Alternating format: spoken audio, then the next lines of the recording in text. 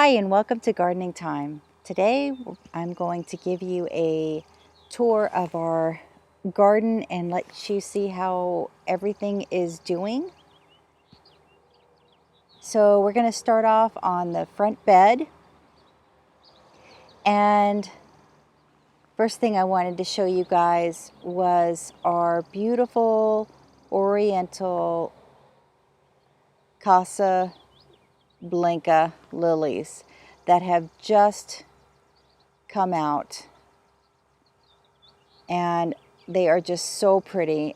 Every year the blooms get bigger and bigger and the plants just keep getting taller and taller.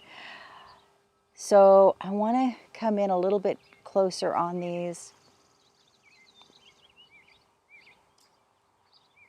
so you can see them. They are just so pretty.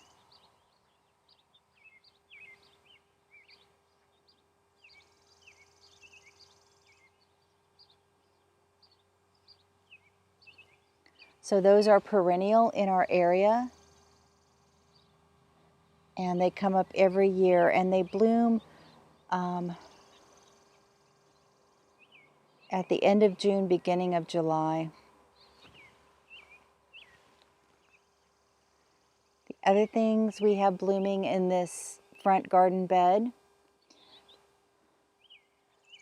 the chocolate kiss astilbe, that is just going out of bloom. So when they are in bloom, the plumes are a beautiful soft pink color.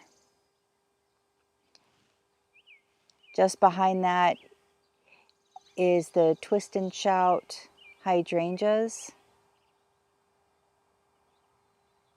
and those are looking really pretty this year as well. It's our first year actually that these have bloomed on their own. So it's their third year in the ground. And then over here we have a couple of more hydrangeas, and I'm not sure on the variety of these ones.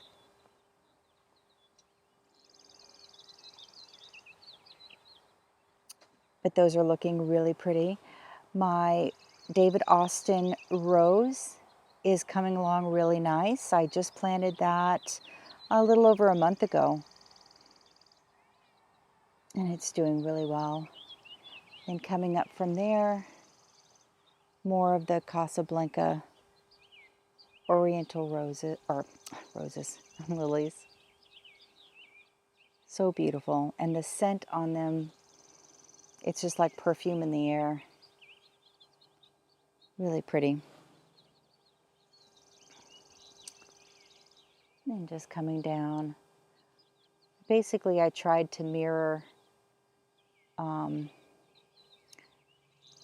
I split this garden bed in half, and I did the best I could to mirror plants on both sides to make it look cohesive.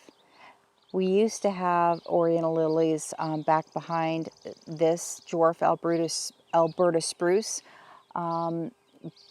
This year, you can see one there. It's looking a little bit sad though, but for some reason they haven't done as well on this corner, and it might be because this corner tends to get a little bit more sun, or I don't know if that's it or if there's something else maybe going on. But anyhow,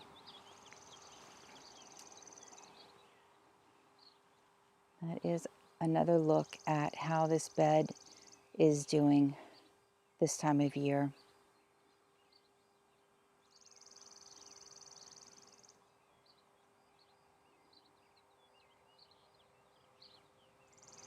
Okay, coming over here, this is the east side shade garden against the house. And I wanted to point out, I just put this little garden bed in here. So I attached it to the larger front bed and to the east side shade garden.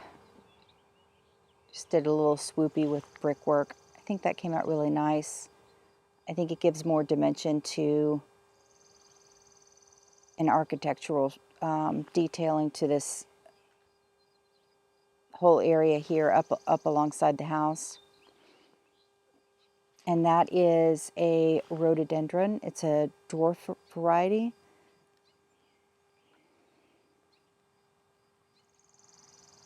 And everything's just looking really nice. We had a really nice rain last night, so, and this morning everything, it's kind of overcast this morning, so you can really see the detailing a lot better on the plants. I love this garden because it's all the different leaf colors. I just think it looks so pretty, kind of like a painting almost. And everything's doing really well. All right, I'm going to take you to the west side garden and let you see how everything is doing there. Here we are on the west side garden. Sorry about the noise, but our backyard butts right up to a major highway. A lot of the plants have perked up quite a bit overnight because of the good rain that we had. And I wanted to point out here, the lime green plant is our Korean hyssop. And in front of that, I planted pink Veronica. There's one plant of the pink Veronica that you can see is much larger than the rest, and that's because I planted that one last year, and the place that I went to only had one left. So I planted it knowing that as soon as I could find more of it, I was going to plant more of them. And so that's why some of the plants appear smaller. It's just because I just popped those in the ground a couple of weeks ago.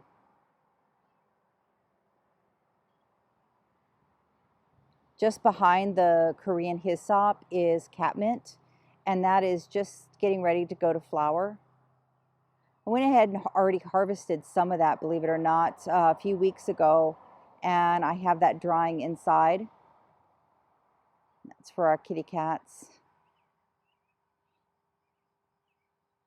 Here's some Nepeta. I ended up cutting this back. It's already bloomed once. I'm hoping we get a second bloom out of it.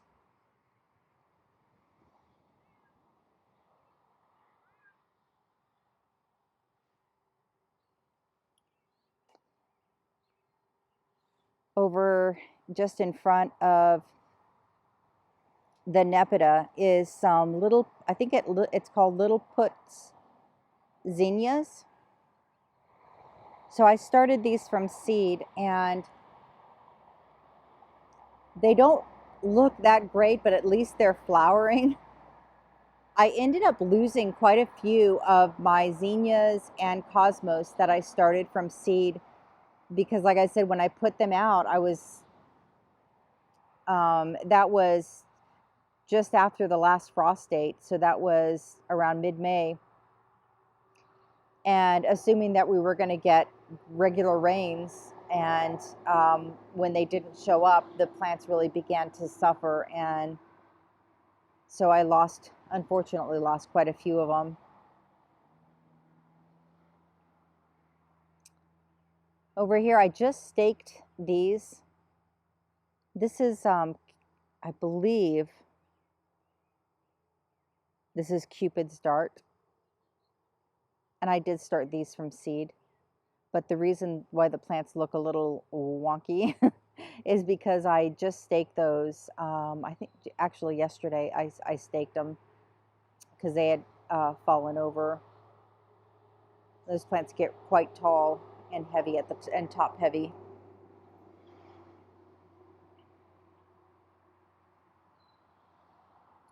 Just here in the back, I'm not sure what hydrangea that is. It's either a limelight or a bobo. I'm going to have to check and to remember but at any rate, I'm just so happy to see that thing is just starting to bloom. I bought this plant on clearance last fall, and I was really surprised to find it on clearance. And anyhow, I'm just happy to see it. So it'll be the first. This is the first year that it will have blooms on it.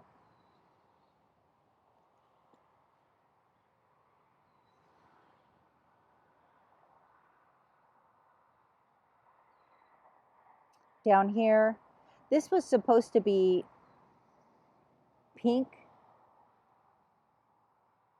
I think it was pink nepeta or catmint. I think it was pink nepeta. But anyhow, as you can see, the blooms are clearly not pink, but they're still beautiful.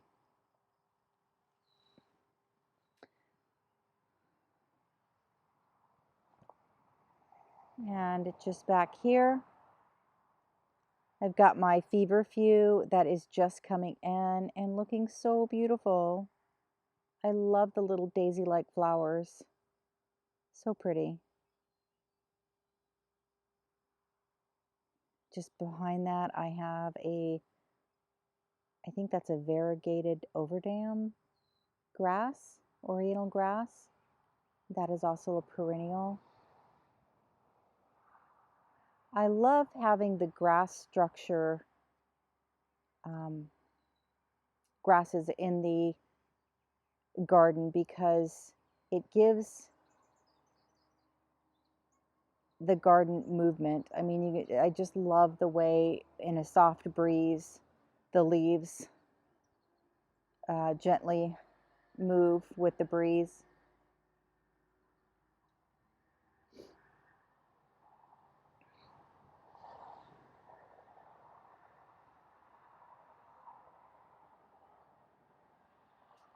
My Russian sage is coming along nicely. Just beyond that is my pink chiffon, Rose of Sharon. I'm hoping that we get blooms off that because the deer really did a number on that one over the winter, and I'm hoping that Rose of Sharon grows on, or buds on new wood as well as old. I'm not sure. I'll have to brush up on that. I can't remember offhand.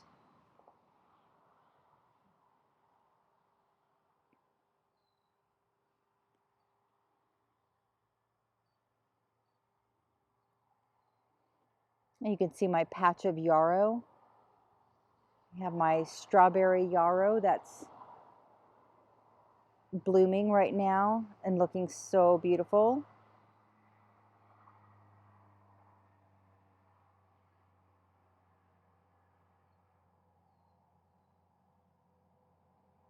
Everything's just looking really nice.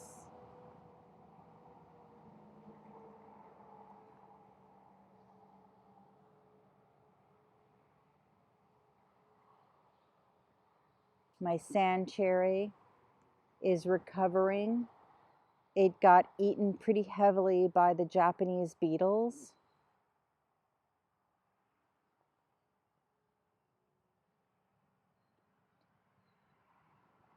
I think there you can see some of the browning on the leaves and where a lot of the leaf tissue is missing on quite a few of the leaves. But it will survive.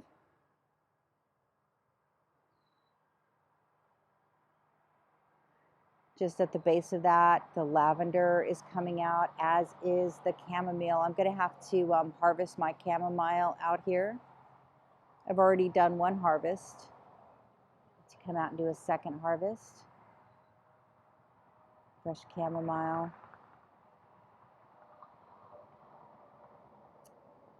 And we have here some beautiful pink primrose.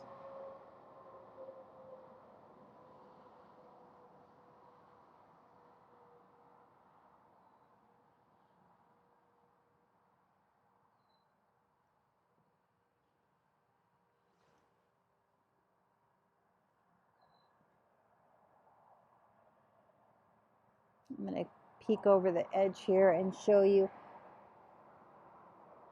I didn't realize, and it probably said it on the tag and I must have missed it, but the yellow yarrow back there doesn't seem to be quite as tall as the strawberry yarrow, and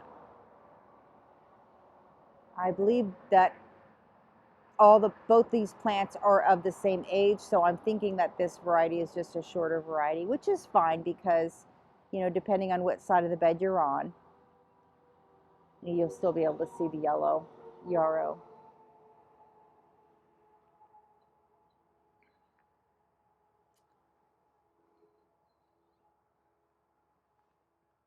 Wanted to show you my marshmallow plant. That was much taller when I first bought it and put it in the ground, and I think the very next day I came out and the thing was cut all the way back to the ground. So not sure if that was a deer or a rabbit, but something had a good meal, and I am just tickled pink to see that the thing has come back on its own.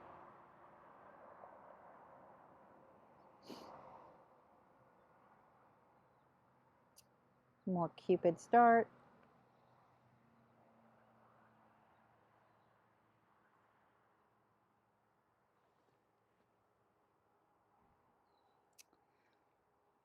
Then I have my, whoops, let me back up a little bit here. Then I have my grouping here of, I think it's called Black Horse Weigelia, or Dark Horse Weigelia.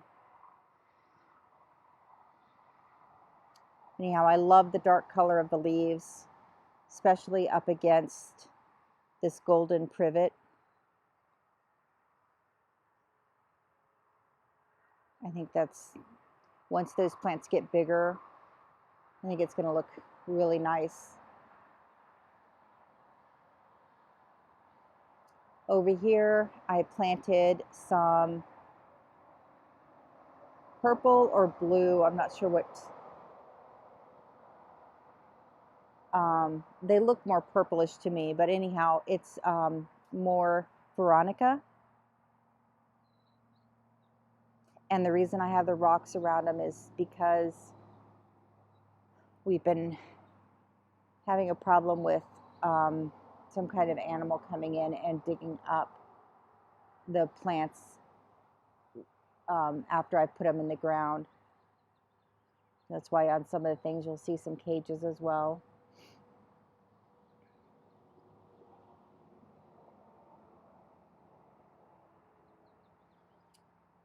I got a mungo pine, just put that in the ground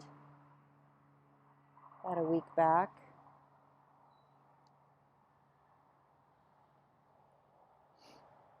And everything is looking really nice. Sadly, my, I think it's called a golden needle threaded cypress. Anyhow, it's a cypress. And that is not looking so well, and that's because of that rodent or whatever it is that was digging the plants up. It dug this one up. It dug this one up more than once, and on one of the occasions I didn't get out here. I didn't realize it until I think later in the evening. So it had been out in the sun all day, and so I think it suffered some because of that, but it does look like it's rebounding. Okay, I'm going to go ahead and take you over to the shade garden now. Before I get to the shade garden, I wanted to show you our newest garden bed and vegetable/fruit bed. So in here you can see all of the plants. It's just like a sea of green right now. We have squash growing in there, and watermelon and melons. And everything is doing rather well. The only problem I've been having is these plants have to be fertilized. Now, I can get in and I can fertilize the squash with no problem, but I'm having a harder time fertilizing the melons. So what I've been doing every day for a couple of hours, what I'll do is I'll come in and I'll open up the front of this, and that allows bees and pollinating insects to get in and do some pollinating in the bed.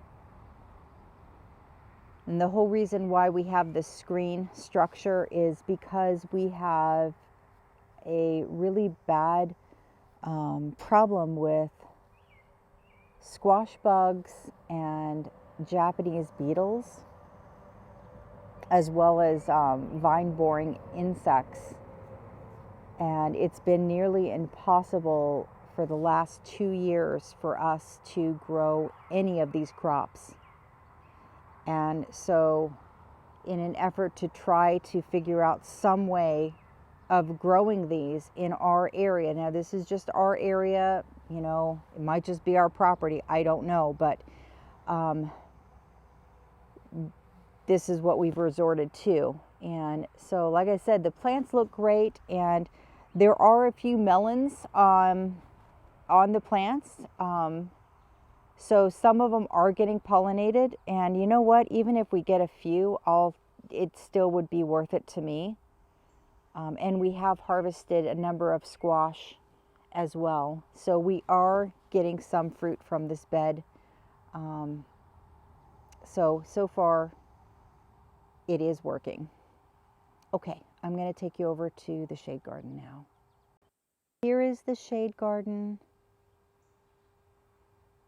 I came in about a week ago and I put down some new mulch,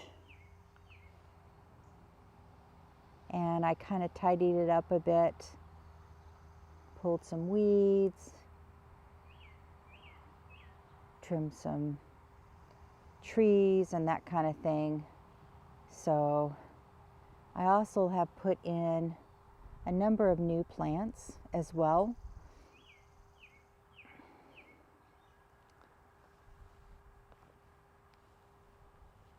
Get a little bit closer here. I'm going to point out some of the new plants. This is a ground cover plant. I can't think of the name right off the top of my head, but it does flower, and the flowers are very fragrant. It's a woodland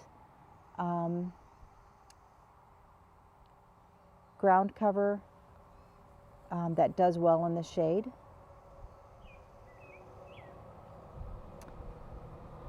Another plant back here that I got is a azalea. That is a pink variety.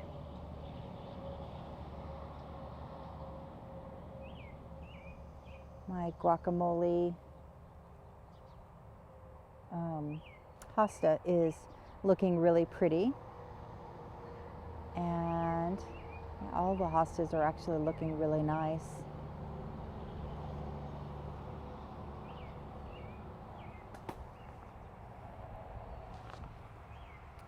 In the caged area, I have a corabelle, and the reason it's caged is right next to it. I don't know how well you guys can see that. Let me zoom in a little bit. There, you can see that hole right there, and that hole had another corabelle in it that was dug up by some kind of animal. Luckily, I was able to save that corbel. It didn't look very good, but I took it in, I planted it up, gave it, actually what I did was I took it in, and because the root ball was extremely dry by the time I found it, so I actually soaked the root ball in water for several hours, and it looked like it had perked up quite a bit. So then I put it in a pot, and I have it right now in a pot, and so I will probably reintroduce it into the ground, but I probably will wait a little bit longer until I feel it's fully recovered.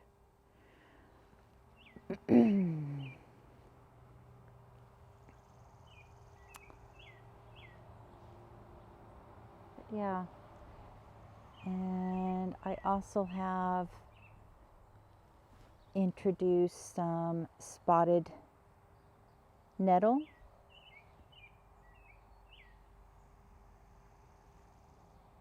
And this is gets the small white flowers. I also have farther down, I put in some of the spotted nettle with I think it's the traditional purple flowers. But this is also a ground cover, and that should eventually, hopefully, cover in this whole area. And that is another.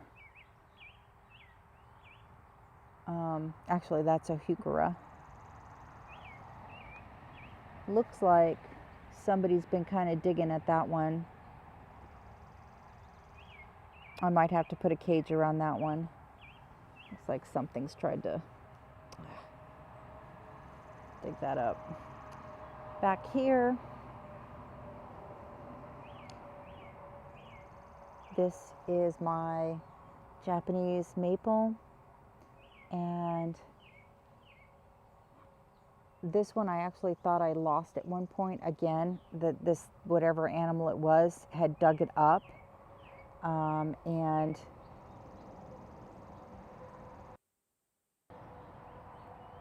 but it actually looks like it is recovering, and it looks like it actually has gotten a few new leaves on it. So I think this one will be fine. I've just been keeping a watchful eye on it. But yeah, other than that, I think this garden bed is coming along. At least everything is looking nice and green. So yeah. All right, I'm gonna take you over, and I'm gonna show you the grapes, and then we're gonna go into the vegetable garden. I just wanted to give you an update on our grapevine. I did a previous video and I showed you how I put this bug netting up to protect the grapes, not only from insects but also from birds and other small animals. And so far, this is doing a phenomenal job with protecting our grapes. We haven't had any problems. Now, I did make a couple of amendments since I did that video. One of them was I ended up buying some binder clips, some metal binder clips, because the wash clips that I was using, I still have some on there to clip the cloth together, like to bind it. Here, let me show you at the bottom. Like, here's a good example. So you can see a binder clip, and then you can also see wash clips that are keeping the netting held together. The binder clips are a little more heavy duty, and the reason I ended up putting those on is because we had a really big windstorm, and some of the clips had come apart. And so since I put these binder clips on, I haven't had any problems at all with the netting coming undone. And the other thing that we did was, let me back up a little bit here, was at the top of the post, I put some nylon string and I strung that all the way end to end because the netting was weighing down the grapevine leaves, and I wasn't sure if that would hurt, eventually hurt the plant or not. So what I did was I put the string up to hold the netting a few inches up above the top of the run of the grapevine, and that actually looks, looks like that has helped the plant as well. So far this is working out perfect. Okay, let me go ahead and take you in and show you the garden. There's our kitty cat. I'll watch for little kitty cat there, Jewel. All right. Our raspberries. We have been getting bowlfuls of raspberries every couple of days. These are doing phenomenal. Now, I cut these down to the ground, I think it was last spring. This bed is like 4 or 5 years old. And yeah, the year before last, we didn't get that many raspberries at all. And I had heard where you can rejuvenate your beds by, every few years cutting them down to the ground. So that's what we did last year. So we sacrificed a year of not having any raspberries. And this year, we're just seeing the results of that by massive amounts of raspberries.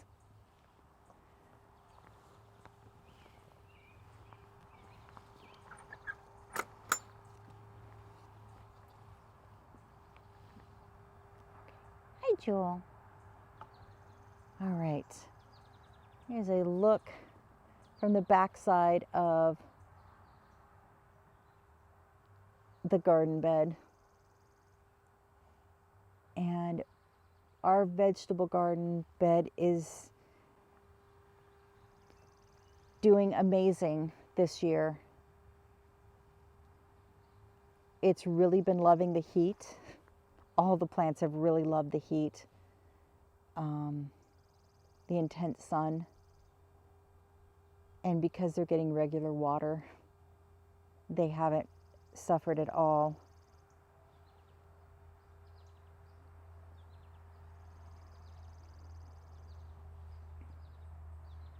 All of our tomato plants are looking beautiful,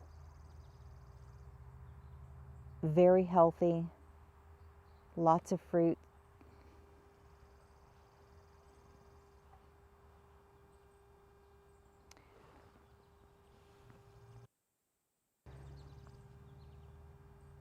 We don't use any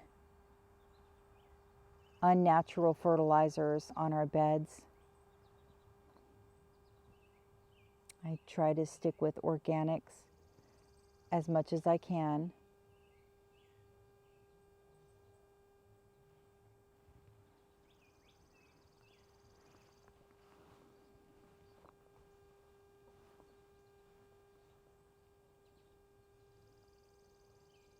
Cherry tomatoes are doing phenomenal.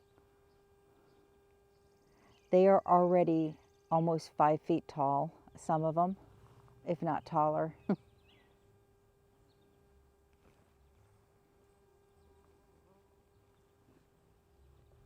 Cucumbers are doing amazing. We've harvested a number of cucumbers so far. Oh, and I have to show you guys these. This is my first year growing them. Look at these little guys. Now, pictures can sometimes be deceptive.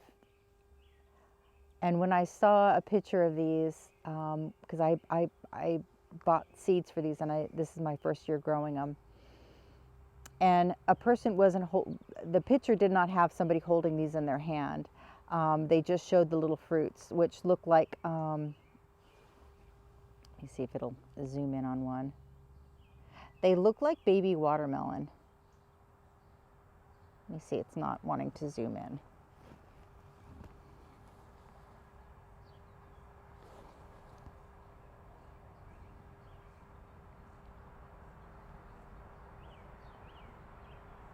There it is. They look like baby watermelon.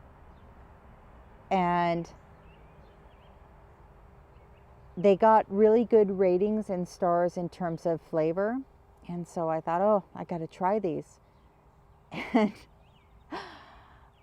when I was looking at them and I'm like, man, that looks ripe. And I was squeezing it and I was like, yeah, it has a little bit of give to it. And I was like, I think this is as big as they get. They're tiny little things, but they are really good. They're very crunchy and they have a really good flavor to them. But a little on the small side. But they do produce a number of fruits. So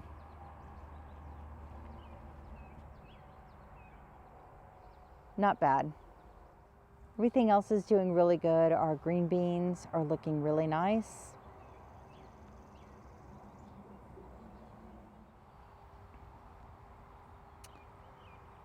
And show you my onions. My onions are doing really good. I need to mound up the dirt around the onion heads. I need to do that pretty soon. But yeah, everything is looking so nice. And give you a look up there. Look at all those flowers.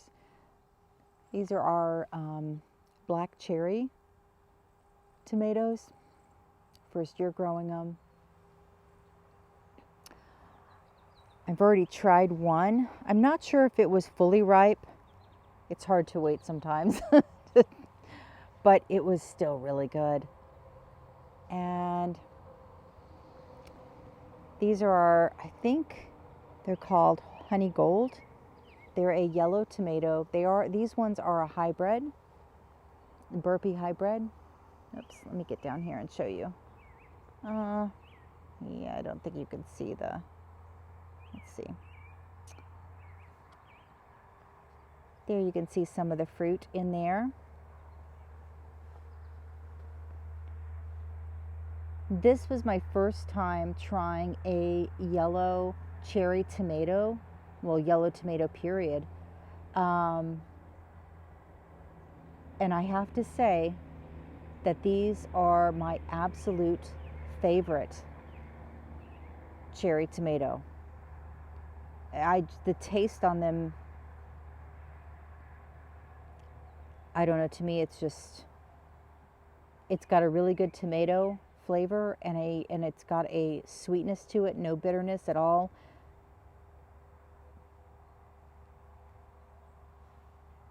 I think they're really good.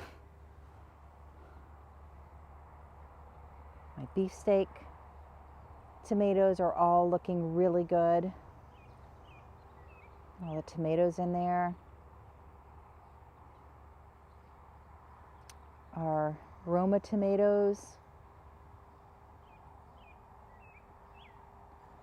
I love this time of year in the garden because everything looks so fresh and healthy. It's really pretty. Bergamot, it's also called bee balm, in full bloom. I like to keep flowers growing in the garden because it attracts our pollinators into the garden.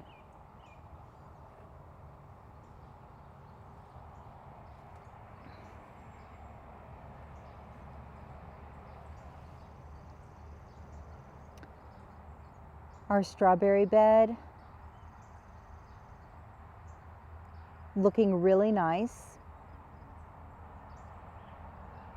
I ended up using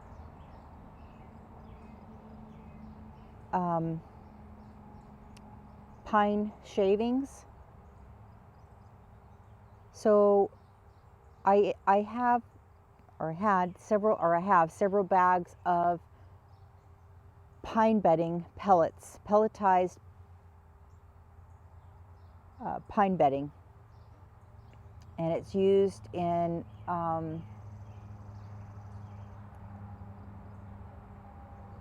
for large animals to put in their stalls. I originally got that because I was using it as a cat litter replacement. It was actually working out nice, but some of our cats didn't like it. So we ended up going back to the litter, and I still had several bags of this. So what I did was I wet the pellets to turn them back into sawdust, and then I sprinkled that all around my plants, the strawberry plants, and this is the best they have looked in several years. So I don't know if it's because of the pine bedding or a combination between that and the weather. I'm not sure, but anyhow, I'm just happy to see them looking so good. And we got lots of strawberries off of them this year. My dragon beans. These are more of a bush type bean. We've got several flowers on them. Oh, and look at that. A sleeping bumblebee.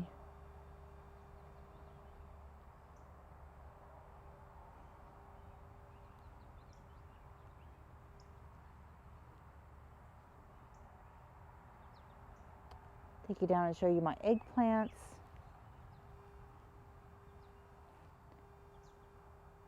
I'm just getting flowers on my eggplants now.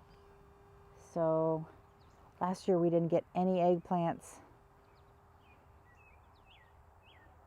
But this year it looks like hopefully we'll get some. These are just the traditional, I think they're the Black Beauty eggplants.